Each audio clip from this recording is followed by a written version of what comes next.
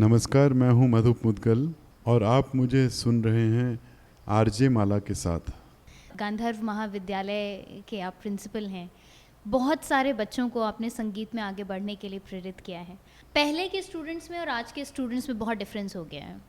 Time बदल गया है, लोग बदल गए हैं। आजकल सबको सारी चीज़ें बहुत जल्दी चाहिए।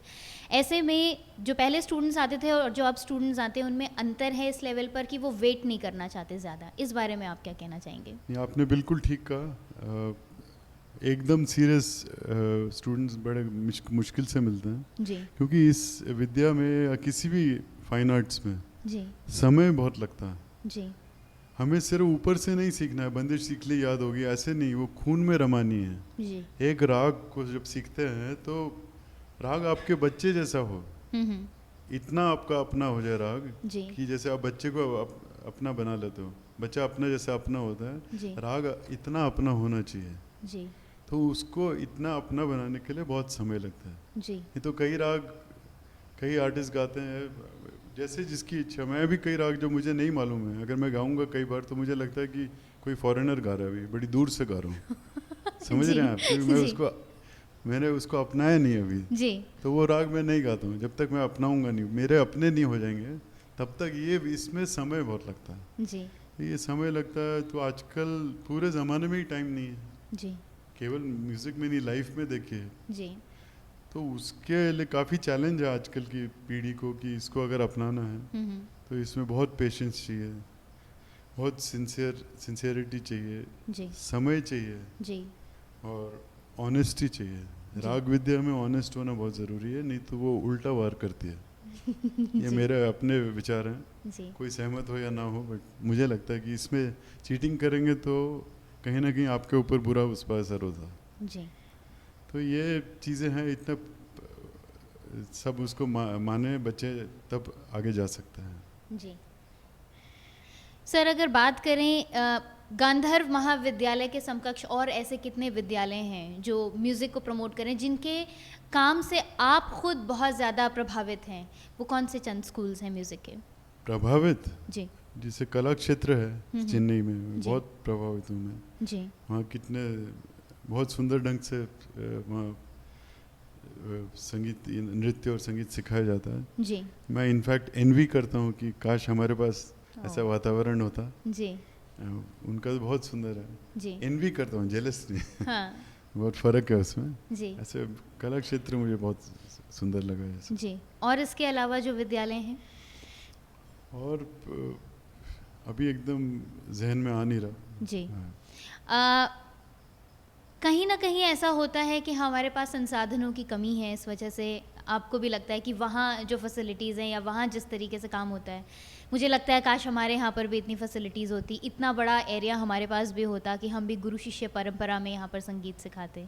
तो कहीं आपको लगता है कि कुछ सपोर्ट की कमी आपको भारत सरकार से भी है? नहीं नहीं, ऐसा नहीं है। सपोर्ट सरकार आजकल बहुत करती है, जी ऐसे कोई वो नहीं है। मैं तो उनका वातावरण जैसे उनका है ना, वो ज़्यादा इन्वी करता हूँ। जी और उनका सिस्टम बहुत अच्छा है सीखने का, क्योंकि वो एक फ़र्क है कि वहाँ सिर्फ जो प्रोफेशनल बनना चाहते हैं वही स्टूडेंट्स आते हैं, जी तो ये थोड़ा आसान हो जाता है उस ढंग से। जी हमारे यहाँ शौकिया भी आता है, जी तो उसमें पर हमारे यहाँ जो विद्यार्थी सीरियसली करना चाहता है जी उसकी वो 3 दिन क्लास के अलावा भी ट्रेनिंग होती है। जी शायद आपने सीखा है तो आपने भी देखा होगा, जी ऐसा होता है कि नहीं। जी तो वो अलग क्लास होती है, जी वो गुरु शिष्य परंपरा जैसे ही होती है। जी। हाँ जी। गांधर्व महाविद्यालय से निकले हुए वो स्टूडेंट्स जिनको आज बहुत लोग जानते हैं, जिन्होंने बहुत नाम किया संगीत में, वो कौन कौन है? से बोलेंगे तो माधवी मुदगल यहीं सीखी हुई है, जी मैं यहाँ सीखा हूँ। जी कैलाश शर्मा फ्लूट है, वो यहाँ सीखे हैं। सुभद्रा देसाई है, जी शुभा मुदगल यहाँ सीखी है। जी और सतीश भाटिया जो बहुत बड़े कंपोजर थे ऑल इंडिया रेडियो के, जी वो यहाँ सीखे थे। जी प्रकाश वढेरा, प्रकाश सक्सेना, जी रवि जोशी एक अभी नया सिंगर है। ऐसे और भी बच्चे आ रहे हैं, अरिंदम मुखर्जी हैं, जी और डांस में भी हैं। जी ऐसे बहुत नाम हैं। जी। अगर हम बात करें कि जो जितने भी इंस्टीट्यूशंस हैं उन्होंने क्लासिकल म्यूज़िक को बहुत ज़्यादा सपोर्ट किया है आगे बढ़ने के लिए, तो ऐसे में गांधर्व महाविद्यालय का जो स्थान है वो किस जगह पर है? देखिए, हमारा बहुत महत्वपूर्ण स्थान रहा है, क्योंकि हम केवल संगीत को आगे रखते हुए कार्यक्रम करते हैं, तो जी। उसमें और हमारा ऐसे ज़रूरी नहीं है कि बहुत फेमस होंगे तो ही यहाँ चांस मिलेगा। जी बड़े बड़े कलाकारों ने यहाँ डेब्यू किया है। जी पंडित जसराज का दिल्ली में पहला कॉन्सर्ट 1967 में सप्रो हाउस में हुआ था। जी ऐसे अनेक कलाकार हैं, शफात अहमद जी, मालिनी राजूकर जी, मैं नाम गिनाऊंगा तो एक नॉवल हो सकती है। जी ऐसे इतने जी। बड़े बड़े जी बड़े लोग। तो हमारे में क्या है, हम यंग जो उभरते कलाकार हैं उनको भी हम चांस देते हैं, और साथ ही में सीनियर कलाकार भी होते हैं। हम्म। तो सीनियर कलाकार की वजह से वो जो अपकमिंग कलाकार होता है उसको ऑडियंस मिल जाती है, जी और फिर वो उनका नाम हो जाता है। ऐसे ये हमारे इस ढंग से हमारा फेस्टिवल चलता है। जी। सर, अगर हम आपकी बात करें और अगर आपसे जानना चाहें कि इंडियन क्लासिकल म्यूज़िक के अलावा जो फ्यूजन म्यूज़िक है या फिर सिनेमा, इंडियन सिनेमा का जो म्यूज़िक है, उसकी तरफ अगर आपको काम करना हो तो आप other than Indian classical music कौन से म्यूज़िक को चुनेंगे? उसमें आपको अलग अलग फोक म्यूज़िक हम्म। वो सुनना चाहिए, अलग लाइट म्यूज़िक सुनना चाहिए, जी अलग अलग पुराने, मैं पुराने बार बार कहता हूँ क्योंकि उसमें सब्सटेंस ज़्यादा होता है। जी पुराने चीज़ें सुनिए। जो फ्यूजन में आपने सुना है तो शक्ति ग्रुप को सुनिए।